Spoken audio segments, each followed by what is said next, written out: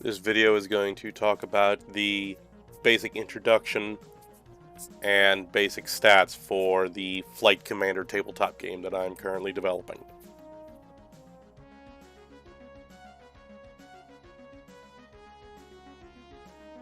Each player controls one or more members of a fighter squadron.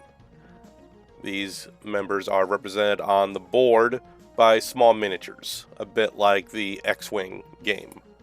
And ironically, right now I am using assets from a digital recreation of the X-Wing miniatures game. Okay. So each pilot, or rather each fighter, is made up of two components: the starfighter itself and the pilot that is piloting the craft.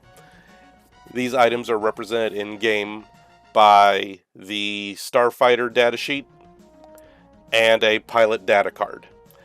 These two items work together to give you the full stats for your characters and fighters.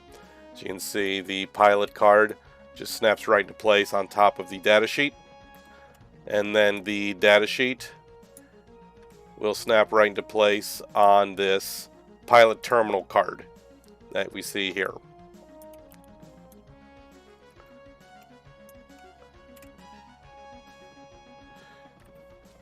So first we have the pilots.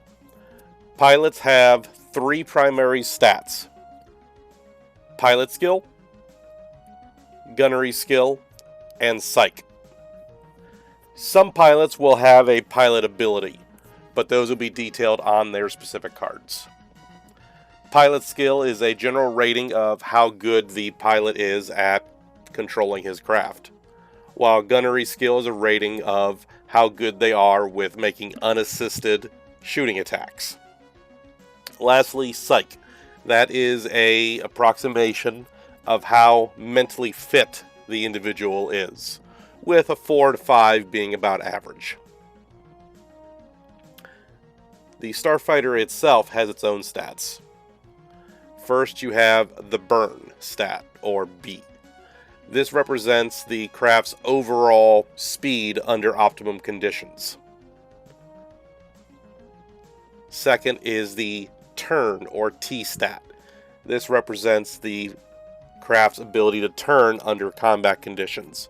Then you have shields, or S.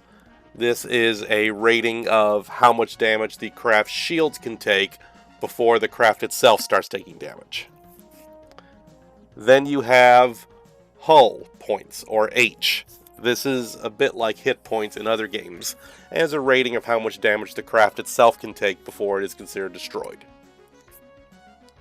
Then we have the craft's evasive measures, or E. This is a two-part stat, with the first part being a letter and the second part being a number. The letter will either be F or D, which indicates whether the craft is equipped with flares or decoys, while the number indicates how many of those evasive measures the craft carries. For more information on evasive measures, see the video on combat. If the ship has a special ability, such as enhanced shield recharge, or turrets, or some other special ability, it will be laid out here under ship ability. Below the pilot ability lists the number of and type of cannons that the ship mounts. To the left, you have the missile bays. This is an indication of how many bays the fighter has and how many missiles each bay can hold. All the way to the right is the damage table. Fighters are built to different standards based on different criteria, so some are better suited for taking damage than others. To learn more about the damage table, see the video on taking damage. The pilot data card and ship data card snap onto the pilot console, which you see here. The entire idea here is to make tracking the stats that change for each pilot and fighter throughout the course of the game as easy as possible and keep it readily viewable for the player. So, the missile bays can be loaded with any missile type missile, and you'd have to pay for those separately. To make it easier, we've got these tabs. Oops. That you can simply snap into place in the respective bays.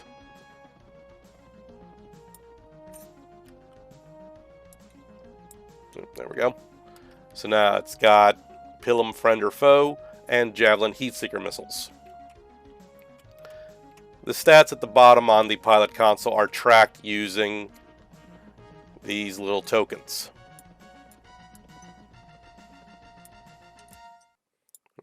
Simply use the tokens to indicate the current stat of whatever it is you're tracking.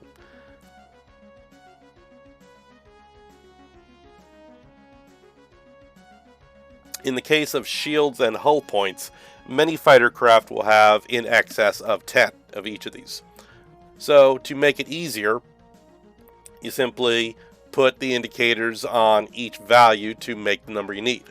For instance, shields. The Hellcat has 25 shields when it starts out. So you put one marker in the first column to represent 20, and one marker on the second column at 5 to represent 5. So it shows it has 25 shields. Then 1 and 0 for its 10 hull points. Since the Hellcat can mount 2 missiles in each bay, we put 2 tokens under each missile bay. Okay. This way, as the game progresses and you use missiles, take damage, and take shield damage and regenerate, you simply move the tokens as needed to show the current stat. As you use up missiles, you simply remove the token.